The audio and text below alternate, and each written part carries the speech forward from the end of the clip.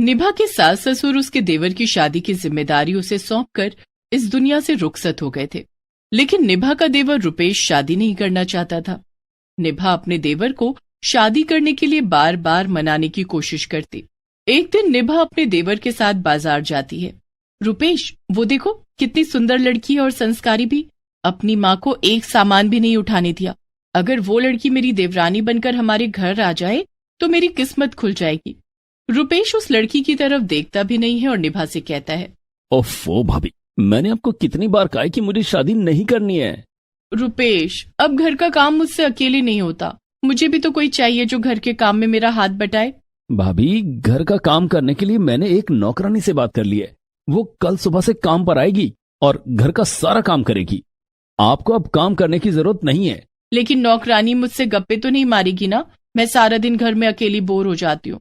तुम और तुम्हारे भैया ऑफिस चले जाते हो, उसके बाद मैं घर में अकेली रह जाती हूँ। भाभी, आप अपनी सहेलियों के साथ कहीं घुमाया करो ना। शादी से पहले कितनी सहेलियां थी आपकी, उनसे अब आप मिलती भी नहीं हो। उनसे मिला करो, उनके साथ फिल्में देखो, शॉपिंग करो, आपका मन लग जाएगा। रुपेश इस तरह से बोलकर निभा की सारी कोशिशें बेकार कर देता। निभा जब भी उसकी शादी की बात छेड़ती, वो निभा को इसी तरह से बोला करता, लेकिन रुपेश अपनी बात का पक्का था। दूसरे दिन घर का काम करने के लिए एक नौकरानी आ गई। अब निभा को घर का कोई काम नहीं करना पड़ता था, लेकिन निभा की टेंशन दूर नहीं हुई। आखिर उसके सास ससुर ने उसके देवर की शादी की जिम्मेदारी उसे सौंपी थी।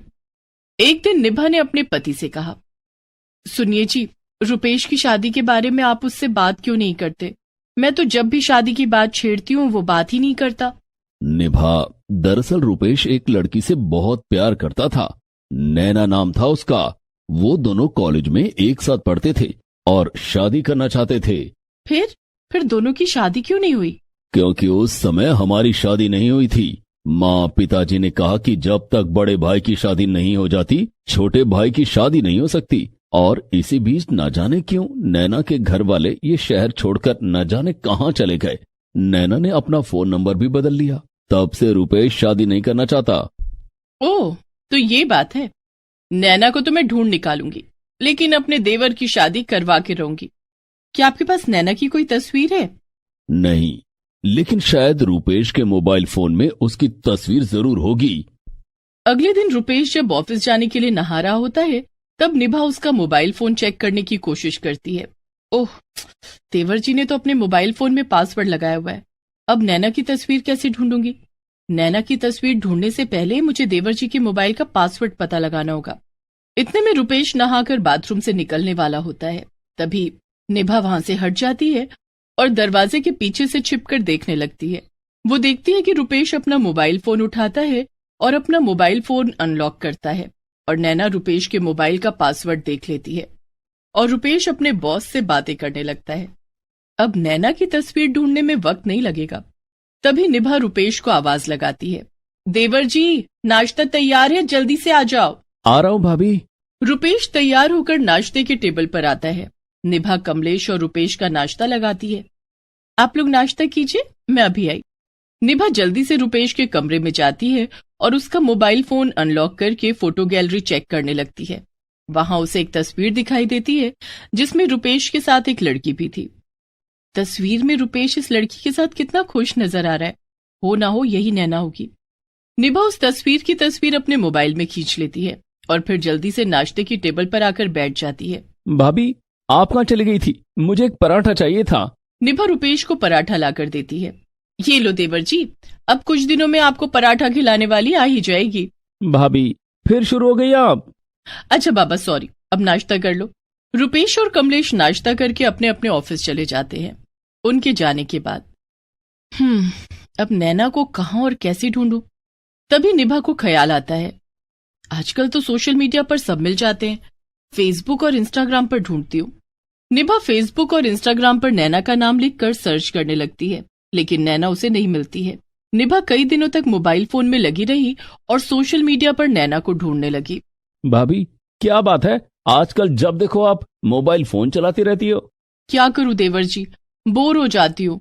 दिल बहलाने के लिए मोबाइल के अलावा और कौन है मेरे पास? रुपेश निभा का इशारा समझ जाता है और बिना कुछ कहे वहां से चला जाता है। निभा अपने आप से कहती है, ना जाने मैं ये गाना कब गाऊंगी। लो चली मैं अपने देवर की बारात लेके, लो चली मैं अपने देवर की बारात लेके। और निभा फिर से फोन चलाने लगती है। वो इंस्टाग्राम पर रील्स देख रही थी, तभी उसकी नजर एक रील पर जाती है जिसमें एक लड़की भजन गा रही थी। अरे ये तो नैना है, वही नैना जिसकी तस्वीर मैंने रुपेश के साथ देखी थी। निभा नैना को मैसेज भेजती है और उसका फोन नंबर मांगती है। नैना का जवाब आ जाता है। निभा उसे फोन करती है। हाय नैना, इंस्टाग्राम पर आपका भजन देखा, आप बहुत अच्छा गाती हैं, मैं आपसे मिलना चाहती हूँ। जी जरूर, मुझे भी आपसे मिलकर अच्छा लगेगा। आप कहाँ रहती हैं? मैं नैनीताल में रहती हूँ। नैना निभा को अपना एड्रेस मैसेज करती है, लेकिन निभा अपने परिवार के साथ दिल्ली में रहती थी। नैनीताल जाने के लिए तो इन्हें मनाना पड़ेगा। कोई बात नहीं, अपने देवर की शादी के लिए मैं नैनीताल जरूर जाऊंगी। उस दिन जब कमलेश ऑफिस से घर आया, सुनिए जी, हम लोग कई दिनों से कहीं घूमने नहीं गए, मैं सोच रही थी क्यों ना हम लोग नैनीताल चले। ये अचानक तुम्हें घूमने का प्लान कैसे आया? तुम्हें तो पता है कि मुझे छुट्टी नहीं मिलती, एक संडे को छुट्टी मिलती है। अब एक दिन में मैं नैनीताल कैसे जाऊं? ठीक है, आप नहीं जा सकते तो मैं अकेली ही चली जाऊंगी। लेकिन ऐसी क्या बात है कि तुम अकेली घूमने जाना चाहती हो? कोई बहुत जरूरी काम है, किसी बहुत खास से मिलना है। ठीक है, चली जाओ, मैं टिकट करवा देता हूँ। कमलेश निभा का टिकट करवा देता है और दूसरे दिन निभा नैनीताल पहुंच जाती है। वहां वो एक होटल में रुकती है और फ्रेश होकर नैना के दिए हुए पते पर पहुंच जाती है। हाय नैना, मैं निभा हूँ। हाय, मुझे बहुत अच्छा लगा कि आप मुझसे मिलने दिल्ली से यहाँ आई। आती कैसे नहीं, तुम्हें लेकर जो जाना है। जी, मैं कुछ समझी नहीं। तभी निभा अपने मोबाइल फोन में रुपेश और नैना की वही तस्वीर नैना को दिखाती है जो उसने रुपेश के फोन से ली थी। तस्वीर देखकर नैना की आंखें भर आती हैं। आप कौन है और ये तस्वीर आपके पास कैसे आई? मैं रुपेश की भाभी हूँ। रुपेश की शादी के लिए जब भी उससे बात करती हूँ तो वो टाल देता है। फिर मेरे पति ने मुझे तुम्हारे बारे में बताया, तब से मैं तुम्हें ढूंढ रही हूँ।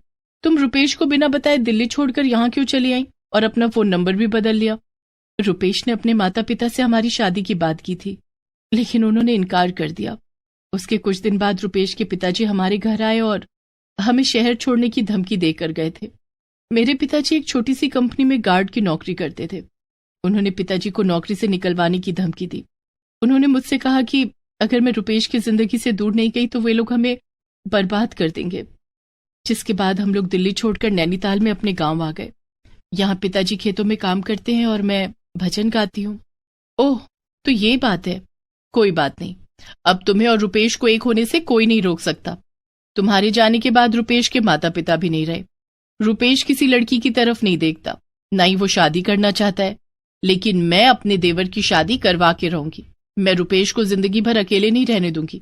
अपना सामान बांध लो, हम लोग कल ही दिल्ली चलेंगे। निभा नैना के घर जाकर उसके माता पिता को सारी बात बताती है। वे लोग नैना को उसके साथ दिल्ली जाने की इजाजत दे देते हैं। निभा नैना को लेकर दिल्ली अपने घर आती है।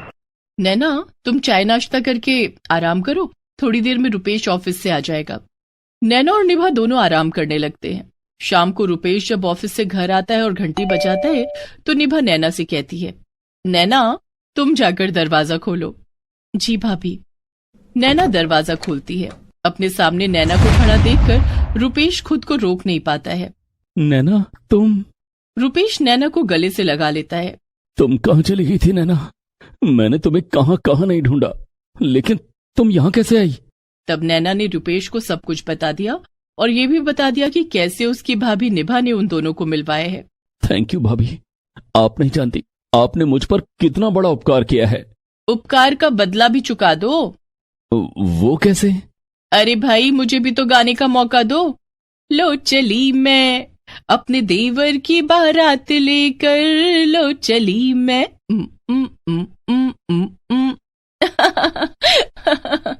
निभा के गाने पर सब हंसने लगते हैं। उसी समय कमलेश भी आ जाता है।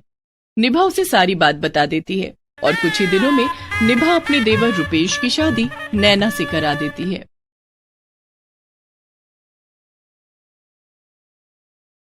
मनीषा किसान रामशरण की बेटी थी। वो भोलापुर गांव में सरकारी स्कूल में पढ़ती थी। मनीषा के पिताजी रामशरण का अपना छोटा सा खेत था जिसमें वो खेती करते और अपना अनाज साहूकार को बेचते थे।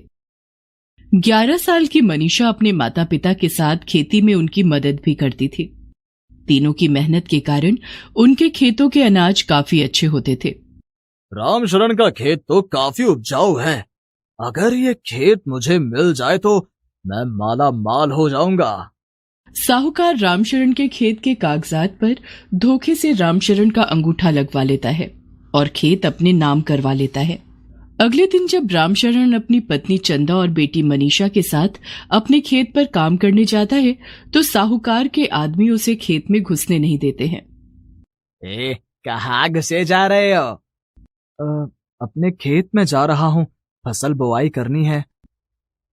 तुम्हें पता नहीं है क्या, ये खेत अब साहूकार का है। तुमने खुद ये खेत उसके नाम किया है। नहीं नहीं मालिक, मैंने ऐसा कुछ नहीं किया।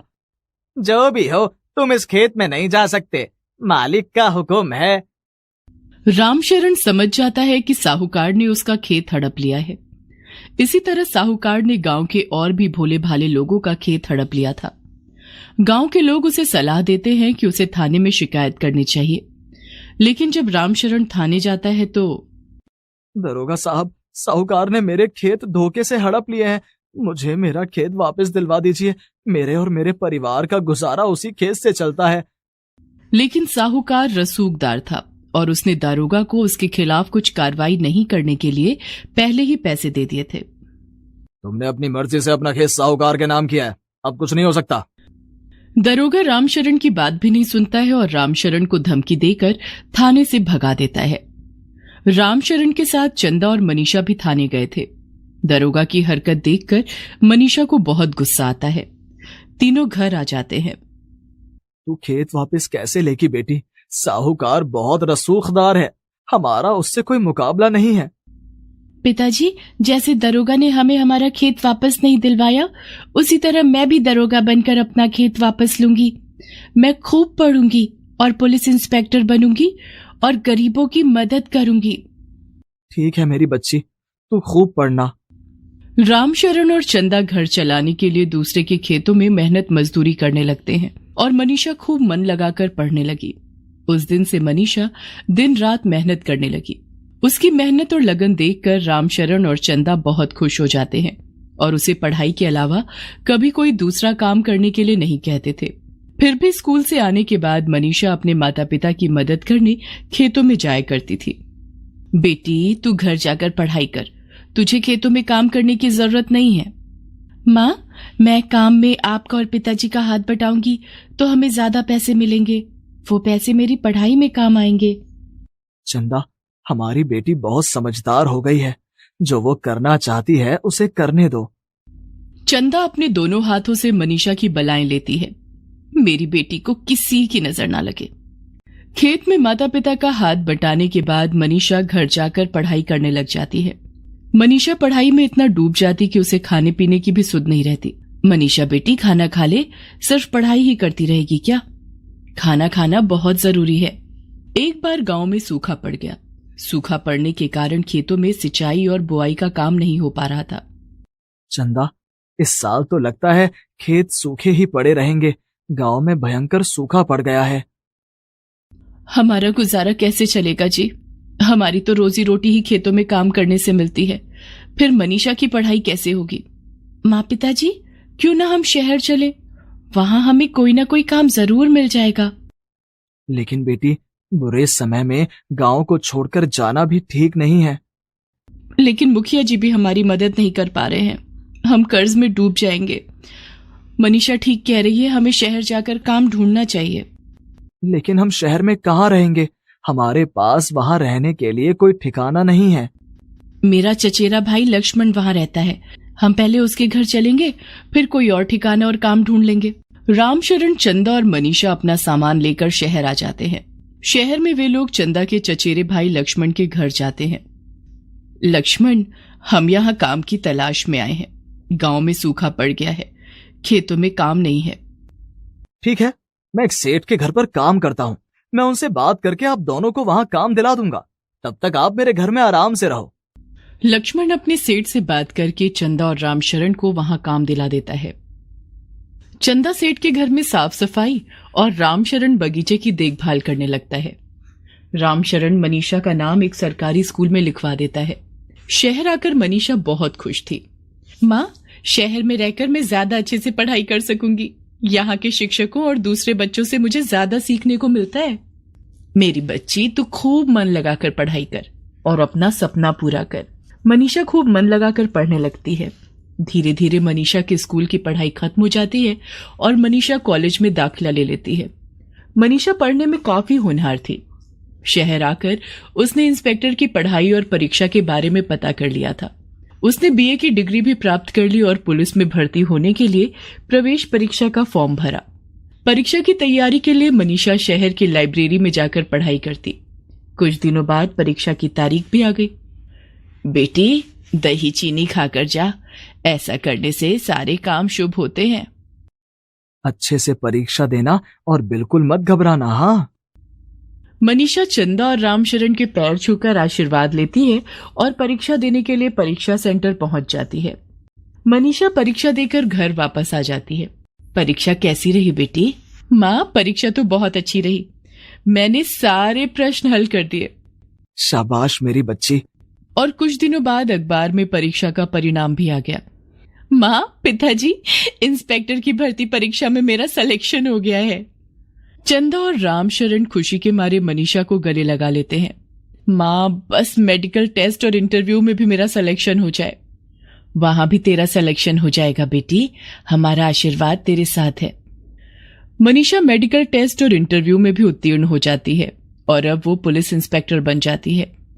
इंस्पेक्टर की वर्दी में मनीषा घर आती है, जिसे देखकर चंदा और रामशरण फूले नहीं समाते हैं।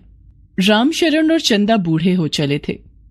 माँ, पिताजी, अब आप दोनों को काम करने की जरूरत नहीं है। हम अपने गांव चलेंगे और साहूकार से अपनी जमीन वापस लेंगे और उस जमीन पर हम अपने मजदूर रखकर खेती करवाएंगे। मैं शहर में अपनी ड्यूटी करूंगी और आप दोनों हमारा खेत का काम देखना। रामशरण और चंदा गांव चले जाते हैं। घर पहुंचने पर उन दोनों ने देखा कि साहूकार ने उनकी झोपड़ी की जमीन भी हड़प ली थी और वहां अपना नया घर बनवा रहा था। रामशरण शहर में मनीषा को फोन करता है और उसे सारी बात बताता है। आप वहीं रुको, मैं अभी आती हूं। रामशरण अपने पड़ोसी के घर में शरण ले लेता है। दूसरे दिन मनीषा गांव आती है और सीधा साहूकार के घर जाती है। साहूकार का गार्ड एक महिला इंस्पेक्टर को देखकर चौंक जाता है। जी, आप कौन? साहूकार को जल्दी बुलाओ, मेरे पास उसके खिलाफ गिरफ्तारी का वारंट है। गार्ड साहूकार को बुलाकर लाता है। कौन है आप? मुझे भूल गए? मैं रामशरण और चंदा की बेटी मनीषा हूं, जिसका खेत और घर तूने हड़प ली। अब चल थाने। मनीषा साहूकार के हाथ में हथकड़ी लगाकर उसे घसीटते हुए गाड़ी में बैठाती है और उसे थाने ले जाती है। मुझे छोड़ दो, मैं तुम्हारा खेत और जमीन दोनों वापस कर दूंगा। वापस तो तुझे करने ही पड़ेंगे, लेकिन गांव के दूसरे लोगों के खेत और जमीन जो तूने हड़पी है वो सब वापस करने पड़ेंगे, नहीं तो धोखाधड़ी और जालसाजी के केस में तू जेल जाएगा। साहूकार हाथ जोड़कर बोलता है। मैं सबका खेत और जमीन वापस कर दूंगा, मुझे जाने दो। लेकिन मनीषा साहूकार की एक नहीं सुनती और उसे जेल भेज देती है। साहूकार रामशरण के अलावा दूसरे ग्रामीणों के खेत और जमीन वापस कर देता है। साहूकार को उसके किए की सजा मिल गई थी और मनीषा एक मेहनती और ईमानदार इंस्पेक्टर बन गई थी। गांव वाले मनीषा की बहुत इज्जत करते और उसे इंस्पेक्टर बिटिया कहकर बुलाने लगे। Please subscribe this channel.